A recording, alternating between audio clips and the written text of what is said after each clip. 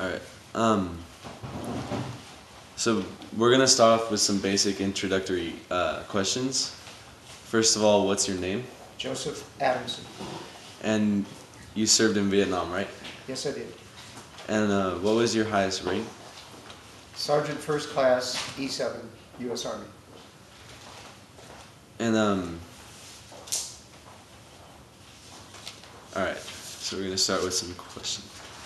How many years did you serve in Vietnam? 2 years. And what made you decide to go to war? It wasn't my decision.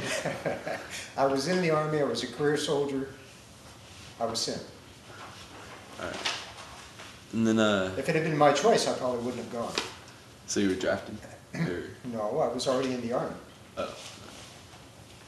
oh.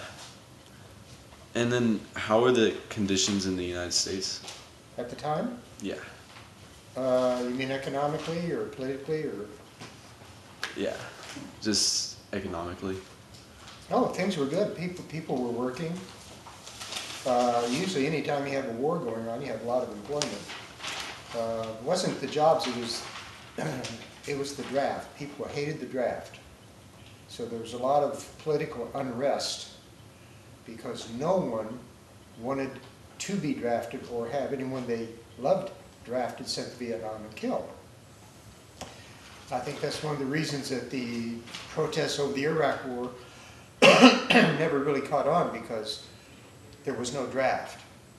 Therefore, it wasn't everyone could go. If we were during the Vietnam era right now, you would be looking at, in a year or two, being drafted and going to war. It changes your whole outlook on everything. All right, thank you. And can you tell us the reason that the United States was fighting in Vietnam? The South Vietnamese government requested our assistance. They felt that their military was not capable of fighting off the Communist North.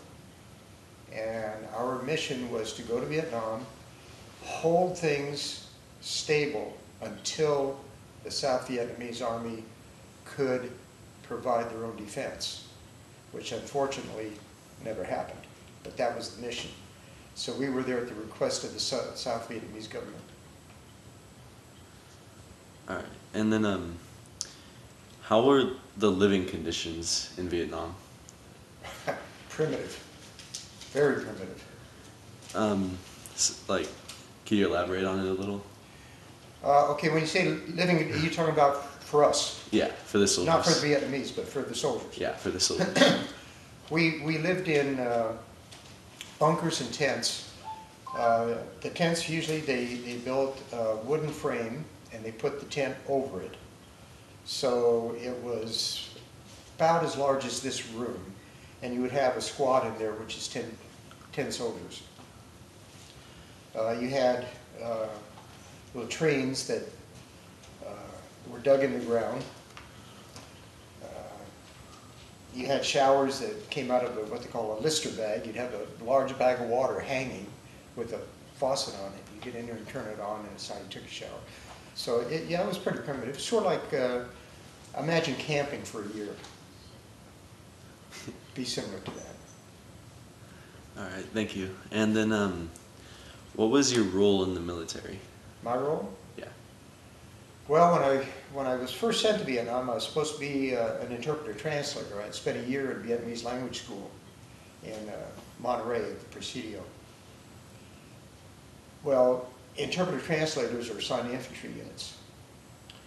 So when I was assigned to an infantry unit as an interpreter translator, the company commander just decided he really didn't need another, interpreter translator. So I became a squad leader. So I was a squad leader. All right. And if you feel comfortable answering this one, what were any of your worries you had in Vietnam? You were worried about staying alive. Yeah. You could die at any moment. A sniper's bullet, a mine, a booby trap, an incoming round, a mortar. just, yeah. That's really all you thought about was from minute to minute, just stay alive. And then,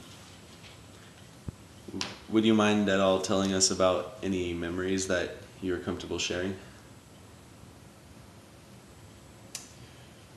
Well, I think the thing that I think about most is in my second year in Vietnam, I was working with the South Vietnamese Army.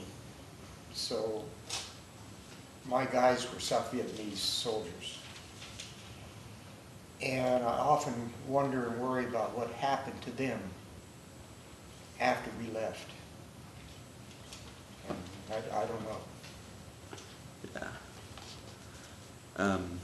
All right, thank you. And could you tell us about any specific battles that you have been in? The battle for the Li Hong Fong Forest, the battle for Black Buddha Mountain, the Tet Offensive of '68, where we were on the defensive. We were on a small fire base just south of a South Vietnamese Army base. Well, when the battle started, we weren't affected right away, and 2.5-ton trucks full of what we thought were South Vietnamese soldiers were coming from the ARVN base, and we thought they were coming to join with us to fight off the VC and the North Vietnamese. But what had happened is they had already been overrun by the Viet Cong, who had taken their uniforms. And so unsuspecting, we let them in, and we had a real problem. We lost like 70% of our people within a couple hours. And this happened a lot, like for other No, that happened, bases, that or happened in just. February of 1968. That was Tet. All right. And then, so when you left Vietnam to go back to America, how were people's reactions toward you? Like, how did people greet you?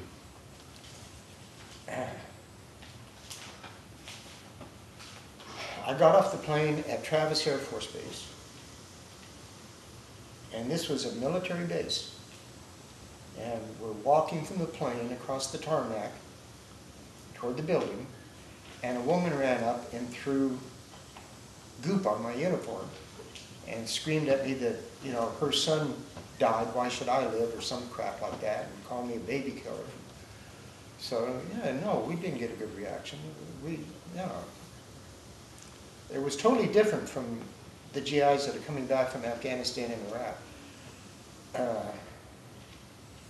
It was like we were pariahs.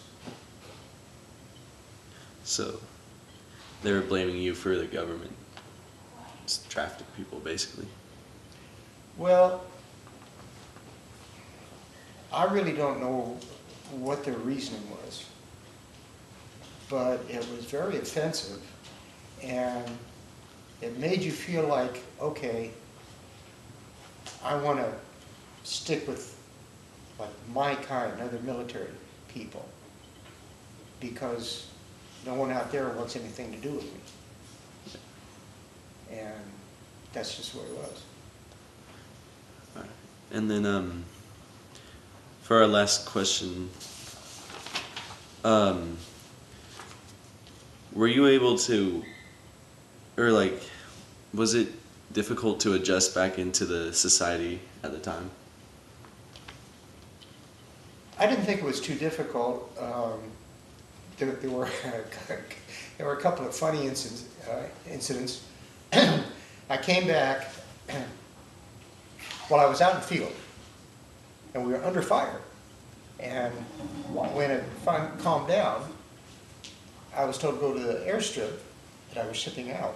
And so I went to the airstrip in Pleiku, flew to Cam Bay, and then flew home. And so less than 24 hours later, I was home.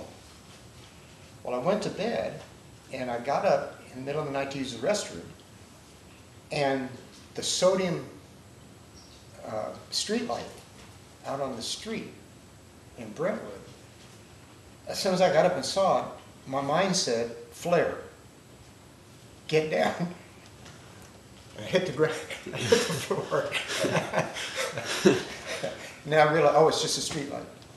Yeah. So, So you were still on that yeah. battle Yeah. kind of. But generally speaking, I think that it was better in Korean World War II when the GIs came out of combat and they were put on a ship, and the ship took like 10 to 14 days to get home, and they had a chance to unwind and all that. We were flown directly back, and you didn't have a chance to adjust. And then suddenly, you know, instead of being with people who had shared your experience, you're suddenly back with people who had not. And yeah, I think that was a mistake. Yeah. Yeah. Did loved ones like expect you to be the same as you had been, or?